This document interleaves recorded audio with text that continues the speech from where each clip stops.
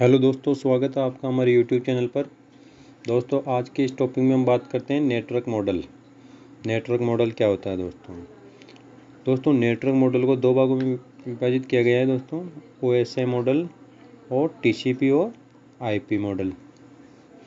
अब देखिए दोस्तों, ओएसआई या आईएसओ मॉडल।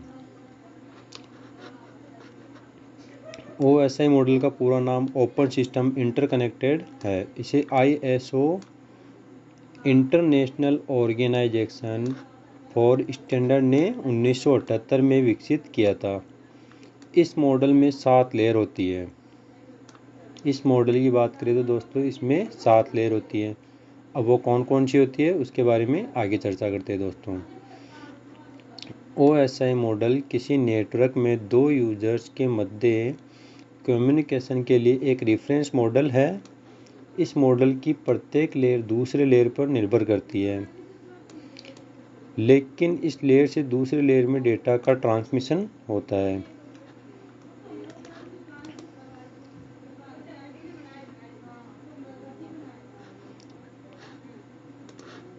ओएसआई मॉडल ये डिस्क्राइब करता है कि किसी नेटवर्क में डेटा या सूचना कैसे सेंड तथा रिसीव होती है। ओएसआई मॉडल के सभी लेयर का अपना अलग अलग काम होता है, जिससे कि डेटा एक सिस्टम से दूसरे सिस्टम तक आसानी से पहुंच सके। ओएसआई मॉडल यह भी डिस्क्राइब करता है कि नेटवर्क हार्डवेयर तथा सॉफ्टवेयर एक दूसरे के साथ लेयर के रूप में कैसे कार्य करते हैं। अब देखिए दोस्तों, ये 7 लेयर सेगमेंट है, 7 लेयर पे काम करती है। पहला हो गया फिजिकल लेयर, और दूसरा है डाटा लिंक लेयर, तीसरा है नेटवर्क लेयर, और ट्रांसपोर्ट है चौथा लेयर, सेक्शन लेयर पांचवा, छठवा हो गया प्रेजेंटेशन लेयर, और सातवा है एप्लीकेशन लेयर। और टीसीपी और आईपी, इसमें दोस्तों ये 4 लेयर पे काम करती हैं। अब इसके बारे में नेक्स्ट क्लास में बात करेंगे। आज पढ़ते हैं दोस्तों ओएसआई मॉडल। अब देखिए दोस्तों, फिजिकल लेयर। फिजिकल लेयर की बात करें तो दोस्तों यह 2G 3G 4G का ध्यान रखा जाता है। इसमें सिग्नल होगा, यहाँ पर केबल का चुनाव किया जाता है, वोल्टेज का निर्धारण यहीं करता है, मैसेज यहाँ बिट के रूप में जाता है दोस्तों। फिजिकल लेयर के अंदर मैसेज बिट के रूप में कौन से फॉर्म में जाता है दोस्तों? बिट के फॉर्म में।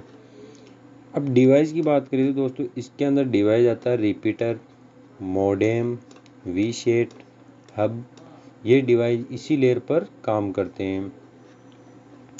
ओएसआई मॉडल में फिजिकल लेयर सबसे निम्नतम लेयर है, सबसे नीचे वाली लेयर है। अब ये लेयर फिजिकल तथा इलेक्ट्रिकल कनेक्शन के लिए जिम्मेदार रहता है, जैसे कि वोल्टेज हो गया, डेटा हो गया, रेट्स हो गई आदि। इस लेयर में डिजिटल सिग्नल इलेक्ट्रिकल सिग्नल में बदल जाता है। इस लेयर में नेटवर्क की टोपोलॉजी अर्थात लेआउट और नेटवर्क का आकार का कार्य भी इसी लेयर में होता है। अब देखो दोस्तों, फिजिकल लेयर यह भी डिस्क्राइब करता है कि कम्युनिकेशन वायरलेस होगा या वायर्ड होगा। इस लेयर को बिट यूनिट भी कहा जाता है, क्योंकि यह डेटा को बिट फॉर्म में ये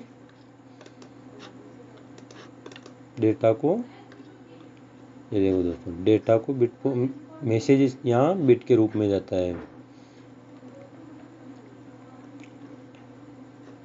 अब इसके फंक्शन, अब इसके कार्य की बात करें दोस्तों तो फिजिकल लेयर यह डिफाइन करती है कि दो या दो से ज़्यादा डिवाइस आपस में फिजिकली कैसे कनेक्ट होते हैं।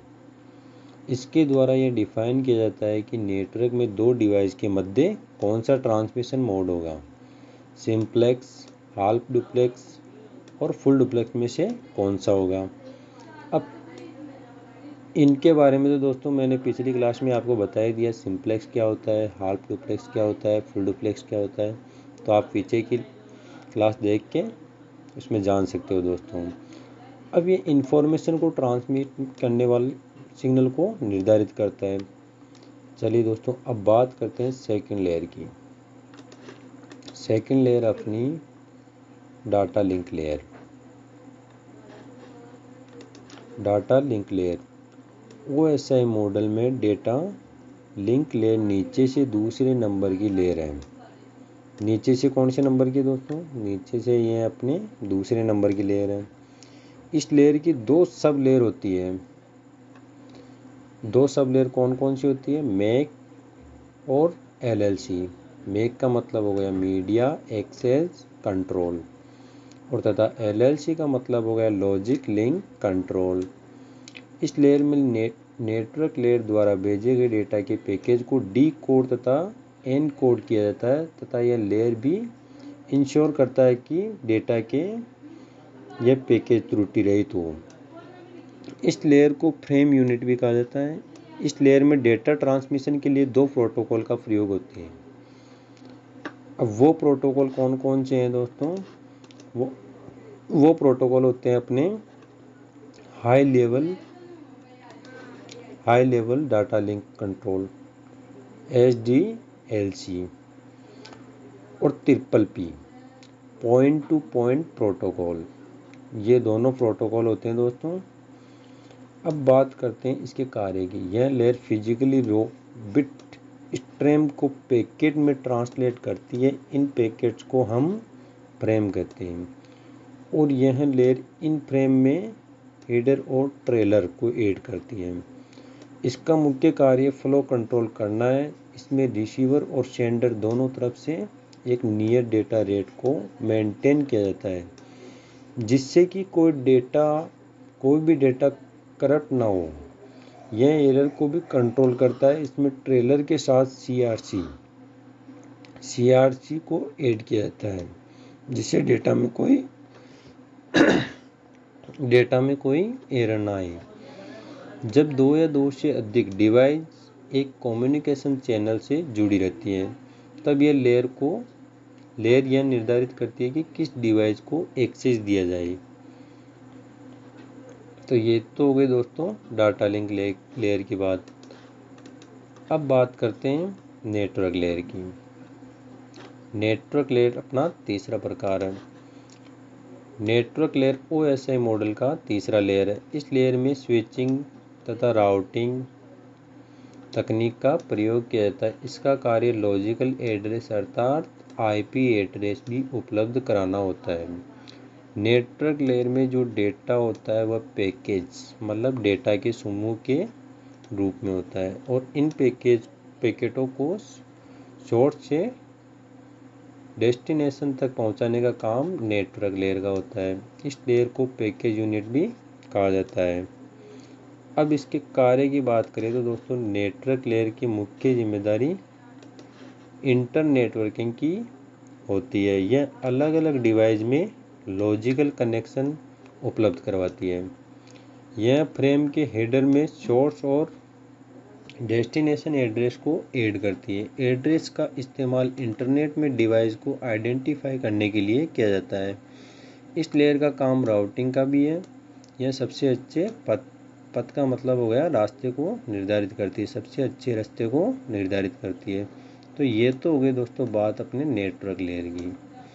नेटवर्क लेयर हो गया अपना तीसरा प्रकार। अब बात करते हैं दोस्तों ट्रांसपोर्ट लेयर की। अब ट्रांसपोर्ट लेयर क्या होती है दोस्तों? ट्रांसपोर्ट लेयर अपनी चौथी लेयर है। इस लेयर का प्रयोग डेटा को नेटवर्क के मध्य में से सही तरीके से ट्रांसफर किया जाता है। इस लेयर का कार्य दो कंप्यूटरों के मध्य कम्युनिकेशन को उपलब्ध कराना भी है। इसे सेगमेंट यूनिट भी कहा जाता है। कौन सी यूनिट कहा जाता है? सेगमेंट यूनिट भी कहा जाता है। इसके फंक्शन देखिए दोस्तों। अब ट्रांसपोर्ट लेयर का मुख्य कार्य डेटा को एक कंप्यूटर से दूसरे कंप्यूटर तक ट्रांसमिट करना है। मतलब एक कंप्यूटर से दूसरे कंप्यूटर में डेटा ट्रांसफ़र करना। अब देखिए दोस्तों, जब यह लेयर ऊपरी लेयर से मैसेज को रिसीव करती है, तो ये मैसेज को बहुत सारे सेगमेंट में विभाजित कर देती है, अलग अलग सेगमेंट में विभाजित कर देती है। और प्रत्येक सेगमेंट का एक सीक्वेंस नंबर होता है जिससे प्रत्येक सेगमेंट को आसानी से आइडेंटिफाई किया जा सके। यह दो प्रकार की सर्विस प्रदान करती है, कम्युनिकेशन ओरिएंटेड और कम्युनिकेशन लेस। यह फ्लो कंट्रोल और एरर कंट्रोल दोनों प्रकार के कार्य को करती है। मतलब यह दोनों पे काम करती है दोस्तों, हार्डवेयर डिवाइस और सॉफ्टवेयर दोनों पे काम करती है। तो ये तो हो गई दोस्तों अपने ट्रांसपोर्ट लेयर की बात। अब बात करते हैं अपन सेक्शन लेयर। अब सेक्शन लेयर क्या होता है दोस्तों? अपना सेक्शन लेयर होता है, अब आपने देखा होगा दोस्तों लॉगिन और लॉग आउट। कंप्यूटर के अंदर लॉगिन, जब भी अपन कुछ आईडी वगैरह खोलते हैं तो उसको लॉगिन करते हैं और लॉग आउट करते हैं, तो वह कहलाती है अपनी सेक्शन लेयर। वहाँ पे काम होता है अपनी सेक्शन लेयर का काम। सेक्शन लेयर OSI मॉडल की कौन सी लेयर है? 5वीं लेयर है, जो कि बहुत सारे कंप्यूटरों के मध्य कनेक्शन को नियंत्रित करती है।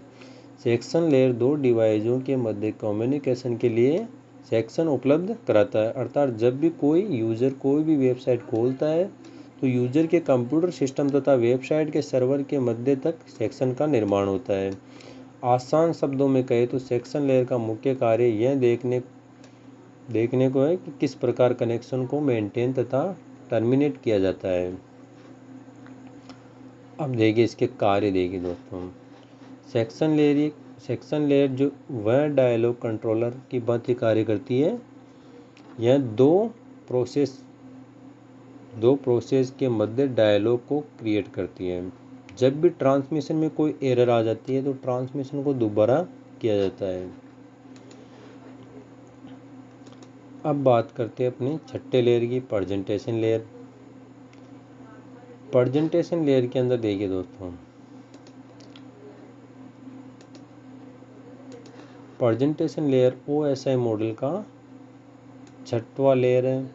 इस लेयर का प्रयोग डेटा का इनक्रिप्शन तथा डिस्क्रिप्शन के लिए किया जाता है। इसे डेटा कंप्रेशन के लिए भी प्रयोग में लाया जाता है। यह लेयर ऑपरेटिंग सिस्टम से संबंधित है। यह मैसेज को एनकोड और डिकोडिंग करने का काम करता है। यह सिंटैक्स लेयर के रूप में जाना जाता है। अब इसके कार्य की बात करें तो दोस्तों ये क्या कार्य करती है अपने कंप्यूटर के अंदर? इस लेयर का कार्य इनक्रिप्शन का होता है। प्राइवेसी के लिए इसका यूज़ किया जाता है, जैसे सिक्योरिटी वगैरह उसके लिए यूज होता है इसका कार्य। इसका मुख्य कार्य कंप्रेशन का भी है। कंप्रेशन बहुत ज़रूरी होता है क्योंकि हम डेटा को कंप्रेस करके उसके साइज को कम कर सकते हैं। अब बात करते हैं दोस्तों लास्ट लेयर है अपनी OSI मॉडल की 7वीं लेयर। यह यूज़र के नज़दीक का लेयर है। अब इसके बाद आता है दोस्तों यूज़र। तो यूज़र के नज़दीकी लेयर हो गई एप्लीकेशन लेयर। अब एप्लीकेशन लेयर OSI मॉडल का 7वां सबसे उच्चतम लेयर है। एप्लीकेशन लेयर का मुख्य कार्य हमारी वास्तविक एप्लीकेशन तथा अन्य लेयरों के मध्य इंटरफेस कराना है। एप्लीकेशन लेयर एंड यूज़र के सबसे नज़दीक होती है। इस लेयर के अंतर्गत HTTP hyper text transfer protocol, FTP file transfer protocol, SMTP simple mail transfer protocol तथा NFS आदि प्रोटोकॉल आते हैं। यह लेयर यह नियंत्रित करती है कि कोई भी एप्लीकेशन किस प्रकार नेटवर्क एक्सेस करती है। अब बात करते हैं दोस्तों इसके कार्य की।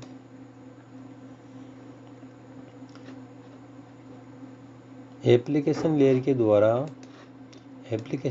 द्वारा यूज़र रिमोट कंप्यूटर से फाइल को एक्सेस कर सकता है और फाइल को रिट्राइव कर सकता है। यह ईमेल को फॉरवर्ड और स्टोर करने की सुविधा भी देती है। इसके द्वारा हम डेटाबेस या डायरेक्टरी को एक्सेस कर सकते हैं। अब ये तो हो गई दोस्तों OSI या ISO मॉडल की बात। अब अगली क्लास में अपन बात करेंगे TCP या IP मॉडल क्या होता है। तो आज के लिए इतना ही काफ़ी है दोस्तों। अब दोस्तों वीडियो पसंद आई हो तो वीडियो को लाइक, शेयर और कमेंट कर देना दोस्तों, और सब्सक्राइब कर देना दोस्तों।